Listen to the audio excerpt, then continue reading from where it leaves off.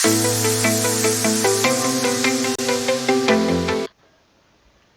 दोस्तों, आज है 2 अगस्त 2021 और आज की इस करंट अफेयर्स की वीडियो में जितने भी इंपॉर्टेंट क्वेश्चन शामिल किए गए हैं उन सारे क्वेश्चंस को एक एक कर डिस्कस करेंगे, साथ में उससे रिलेटेड फैक्ट्स को भी डिस्कस करेंगे।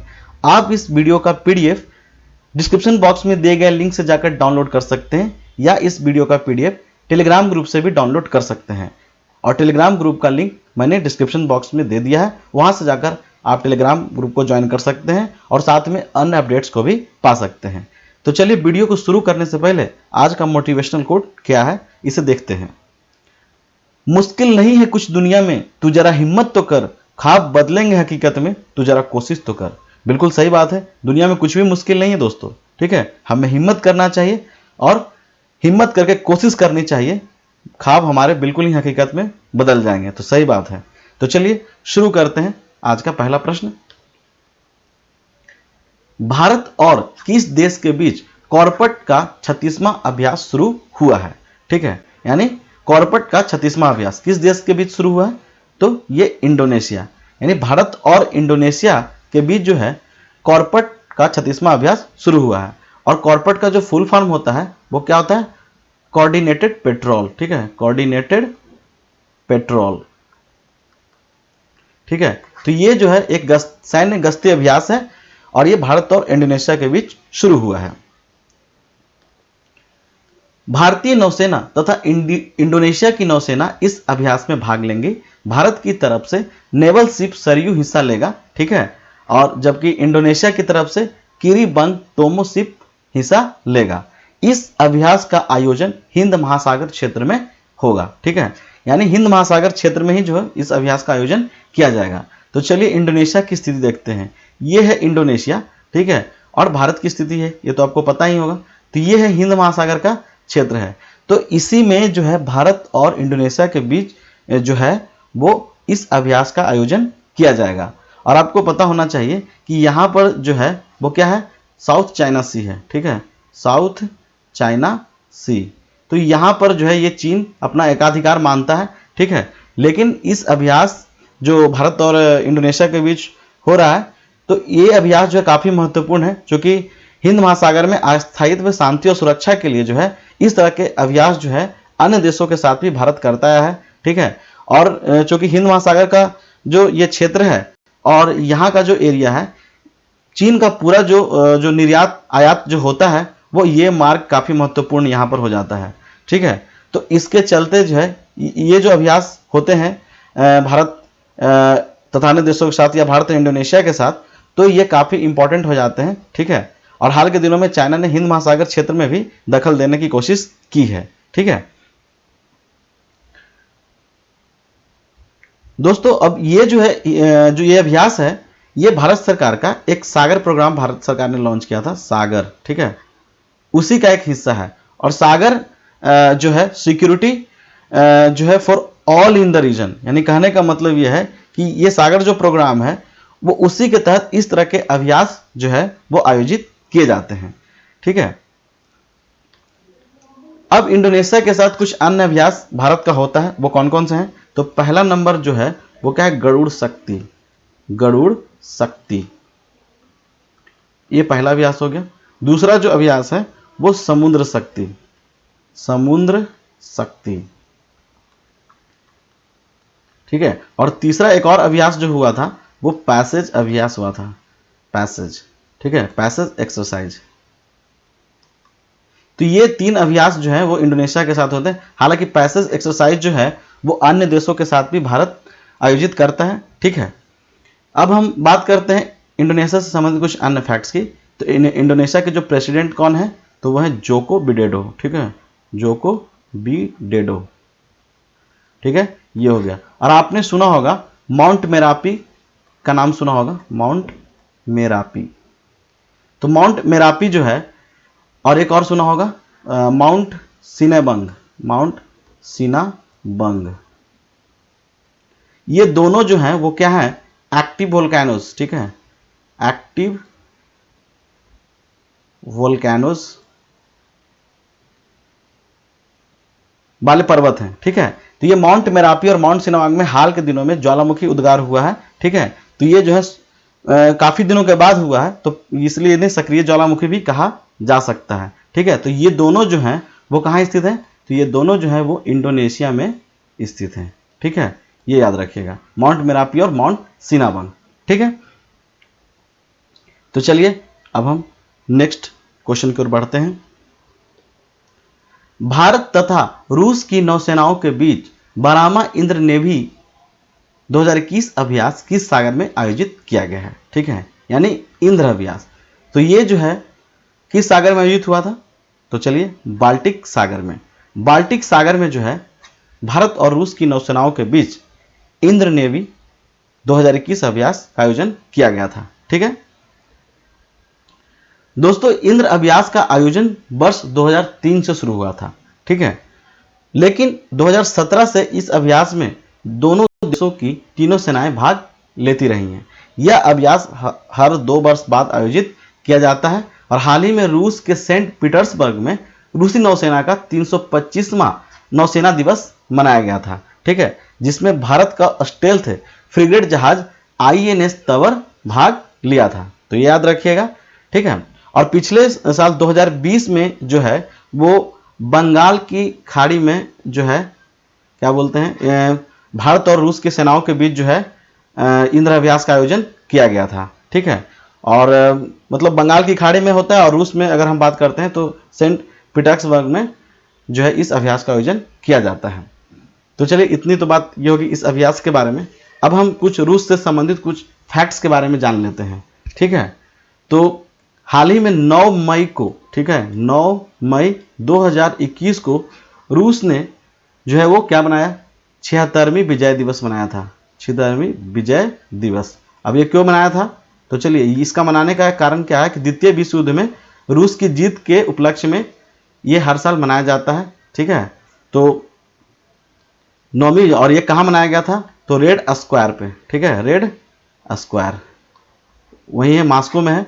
तो यहाँ पर जो है रेड स्क्वायर में इसको मनाया गया था, ठीक है। उसके बाद हम बात करते हैं और रूस से संबंधित कुछ अन्य फैक्ट्स की। तो हाल ही में रूस ने 5th जनरेशन, ठीक है, 5th जनरेशन वाली जो है एक फाइटर जेट का विकास किया, फाइटर प्लेन बनाया है, ठीक है, जेट प्लेन जो भी हो, फाइटर प्लेन। इसका नाम क्या है, Sukhoi checkmate, Sukhoi checkmate, checkmate, ठीक है। ये जो है हाल ही में रूस के द्वारा विकसित किया गया है। उसके बाद S-500, पहले तो 400 भी आपने सुना होगा, लेकिन S-500 मिसाइल डिफेंस सिस्टम, ठीक है, मिसाइल डिफेंस सिस्टम, इसका भी जो है सफल परीक्षण जो है वो रूस के द्वारा किया गया है। और अगर एक और बात करें सबमरीन्स की, तो K329, ठीक है, बेल्गो रोड, ठीक है, बेल्गो रोड, ये भी एक सबमरीन है, इसको हाईटेक किया गया है, ये भी रूस ने ही इसका हाल ही में परीक्षण किया है, ठीक है। तो ओवरऑल ये हो गए।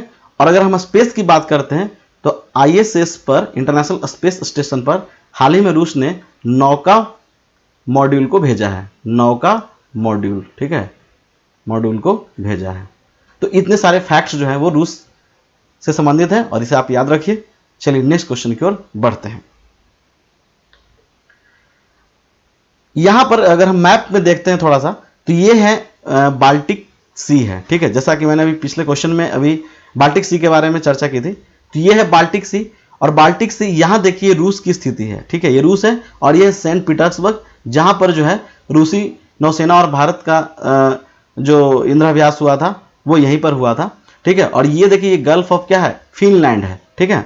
तो यहां पर एक बाल्टिक सी की बात अगर हम करते हैं तो यूरोप के उत्तर पूर्वी जो देश हैं, एस्टोनिया है, लटाविया है और लिथुआनिया, ये तीनों जो देश हैं इन्हें क्या कहा जाता है, तो इन्हें बाल्टिक कंट्री कहा जाता है, बाल्टिक कंट्री, ठीक है। ये 3 देश को बाल्टिक कंट्री कहा जाता है।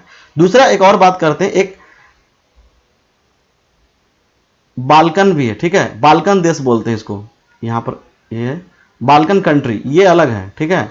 एक बाल्कन कंट्री होता है, इसमें 10 देश शामिल हैं, कितने हैं, 10 देश शामिल हैं। इसमें हंगरी हो गया, रोमानिया हो गया, क्रोएशिया, ये सब जो है ये बाल्कन कंट्री में आते हैं। लेकिन बाल्टिक की बात करेंगे तो बाल्टिक कंट्रीज में 3 देश आएंगे, एस्टोनिया, लटाविया और लिथुआनिया। ठीक है, तो इतना आप याद रखिएगा। चलिए नेक्स्ट क्वेश्चन की ओर मूव करते हैं। हाल ही में मुंशी प्रेमचंद की जयंती किस तिथि को मनाई गई है? ठीक है, यानी मुंशी प्रेमचंद की जयंती किस तिथि को मनाई गई है? तो 31 जुलाई को मुंशी प्रेमचंद की जयंती मनाई गई है। ठीक है दोस्तों, मुंशी प्रेमचंद का जन्म वाराणसी में 31 जुलाई 1880 को हुआ था। पूर्व में इनका नाम जो है वो धनपत राय श्रीवास्तव था। इन्हें कलम के सिपाही के नाम से भी जाना जाता है और इस बार जो है इनकी 144वीं जयंती है।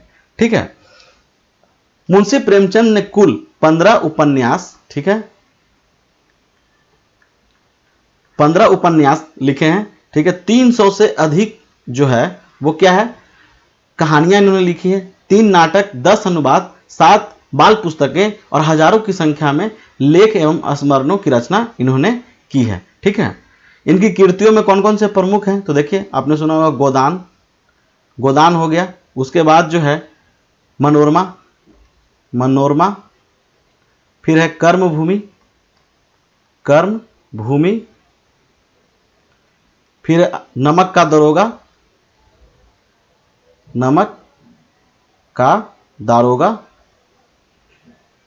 दारोगा, उसके बाद जो है बूढ़ी काकी, ईदगाह, गवन, पूस की रात,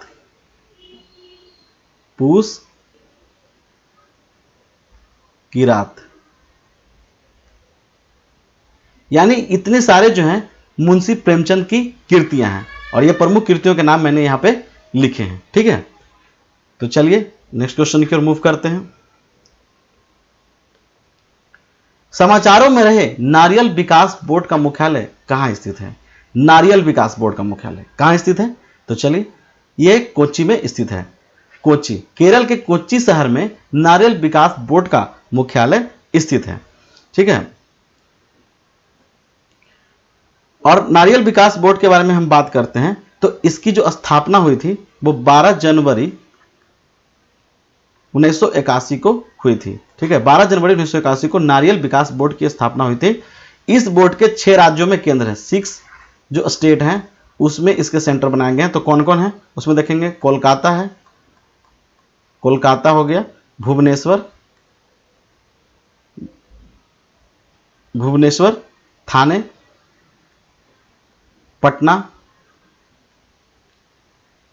हैदराबाद, पोर्ट ब्लेयर।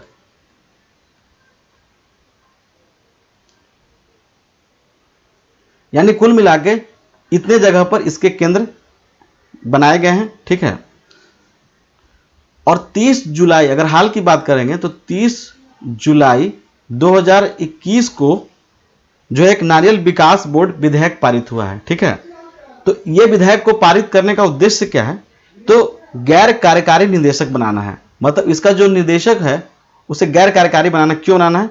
और इसके बोर्ड के सदस्य पहले 4 थे, अब जो है 6 हो गए हैं। ठीक है, यानी 4 to 6 हो गए हैं। ठीक है, ये याद रखिएगा।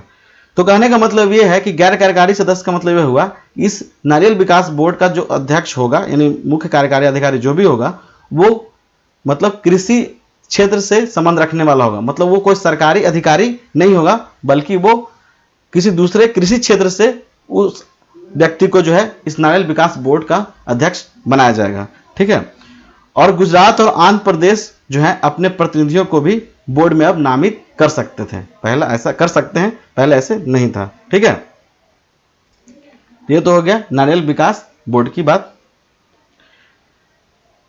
ठीक है, नेक्स्ट क्वेश्चन। बैडमिंटन खिलाड़ी पीवी सिंधु ने टोक्यो ओलंपिक में कौन सा पदक जीता है? तो चलिए इसका आंसर करते हैं, कांस्य पदक। ठीक है, पीवी सिंधु ने टोक्यो ओलंपिक 2021 में, इन 2021 चल रहा है ये, तो कांस्य पदक जीता है। ठीक है, तो ये याद रखिएगा। और जो पीवी सिंधु हैं उन्होंने चीन के खिलाड़ी, ठीक है, चीन के खिलाड़ी जियाओ को हराया, यानी बिंग जियाओ, ठीक है, नाम क्या है, बिंग जियाओ, बिंग जियाओ को हराया, ठीक है। और इससे पहले 2016 में जो रियो ओलंपिक ब्राजील में हुआ था, ठीक है, तो उसमें भी इन्होंने जो है वो सिल्वर मेडल जीता था। क्या जीता था, सिल्वर मेडल, ठीक है, सिल्वर मेडल जीता था, ठीक है। और ये हैदराबाद की रहने वाली है, हैदराबाद की रहने वाली है पीवी सिंधु, ठीक है, तो इतना याद रखिएगा।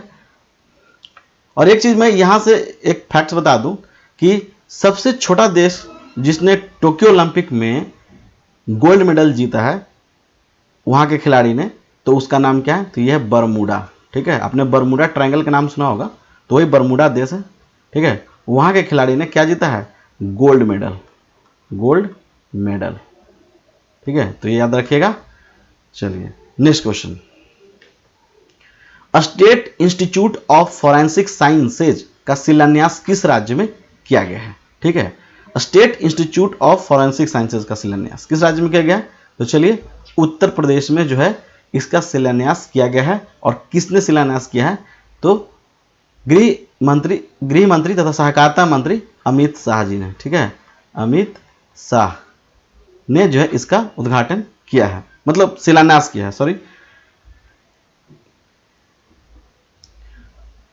दोस्तों 2019 में जो है मतलब आपको याद होगा कि राष्ट्रीय फॉरेंसिक आधुनिक डीएनए केंद्र जो है वो बनाई गई थी, ठीक है। और सबसे पहले हम ये बात करेंगे कि साइंस फॉरेंसिक साइंस का जो यूनिवर्सिटी है वो कहाँ स्थित है, तो वो गुजरात में स्थित है, ये याद रखिएगा, ठीक है, गुजरात में स्थित है। और उसी से जो है इसका संबंध रहेगा। और यहाँ पर जो है कई पाठ्यक्रम चलाए जाएंगे, ठीक है, ताकि जो है छात्र जो है यहाँ इंस्टीट्यूट से सीख करके फॉरेंसिक साइंसेज में अपनी डिग्री प्राप्त कर सके। तो ये जो है गुजरात में जो मुख्य जो यूनिवर्सिटी है, ठीक है, वहां से ये इसका संबंध किया गया है, ठीक है।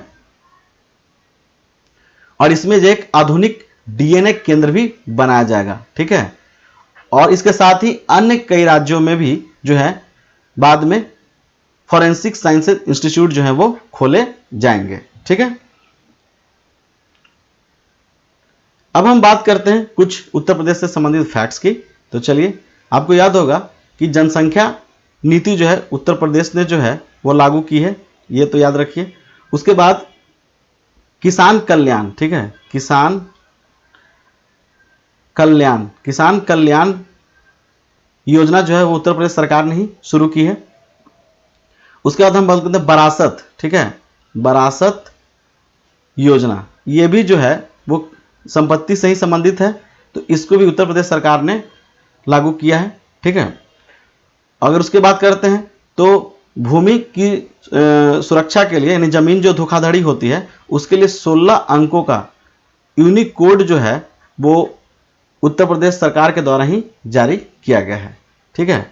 और माई गवर्नमेंट मेरी सरकार जो है, इस तरह का जो मतलब हाल में जो ये शुरू की गई है कार्यक्रम, वो यूपी सरकार के द्वारा ही शुरू की गई है, ठीक है। तो इतना यूपी से याद रखिएगा।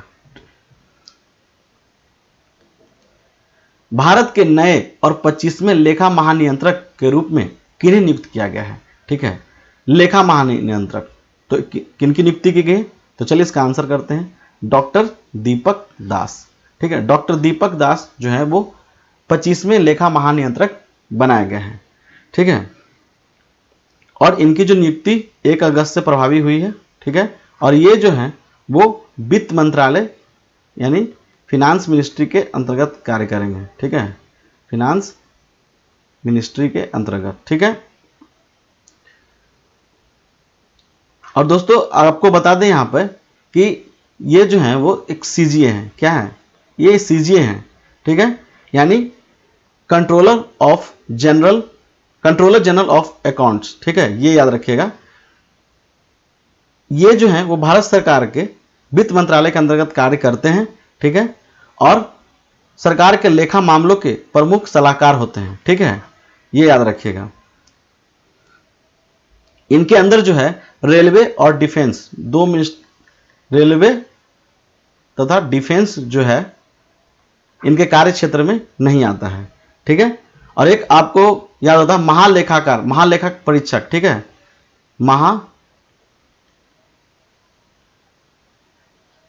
परीक्षक, तो ये अलग होता है, ठीक है। तो ये अलग होते हैं, ये संवैधानिक निकाय है और इनकी नियुक्ति राष्ट्रपति करते हैं, लेकिन ये जो है संवैधानिक निकाय नहीं है, ठीक है। यानी ये जो है वो कंप्ट्रोलर एंड ऑडिटर जनरल, ठीक है, इसको याद रखिए, auditor general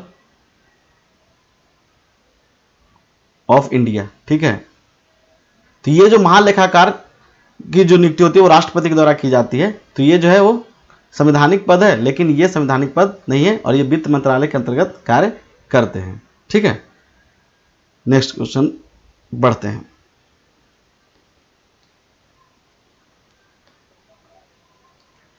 reserve bank of India ने किस कोऑपरेटिव बैंक का लाइसेंस रद्द कर दिया है, ठीक है।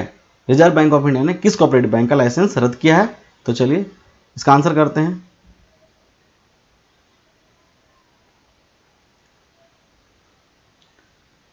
मडगांव, यहां पर थोड़ा सा करेक्ट कर लें,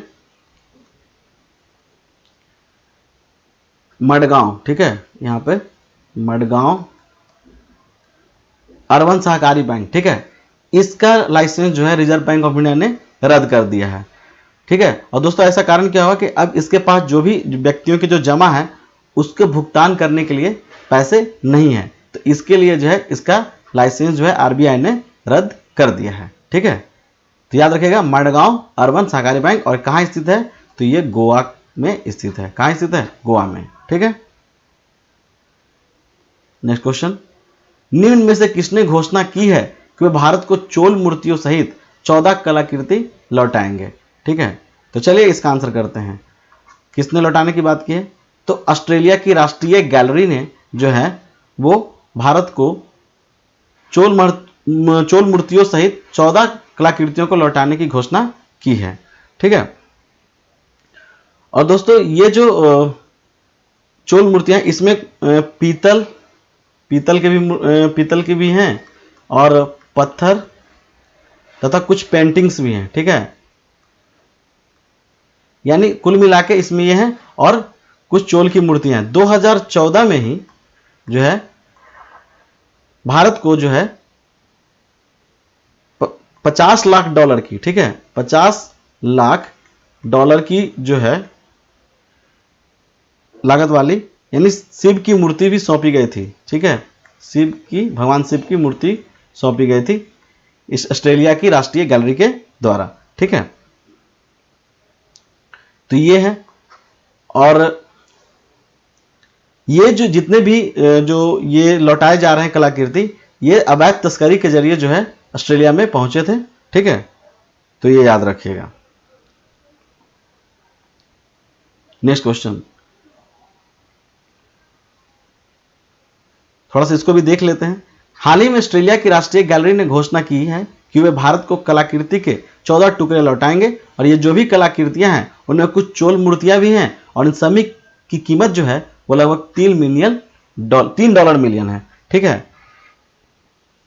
थोड़ा सा इसको करेक्ट कर लें, $3 मिलियन, ठीक है, यहां पर लिख लें, ये है।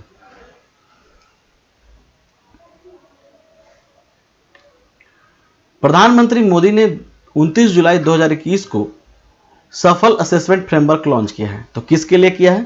तो चलिए इसका आंसर करते हैं, सीबीएसई के छात्रों के लिए। सीबीएसई के छात्रों के लिए जो है सफल असेसमेंट फ्रेमवर्क लॉन्च किया गया है, ठीक है।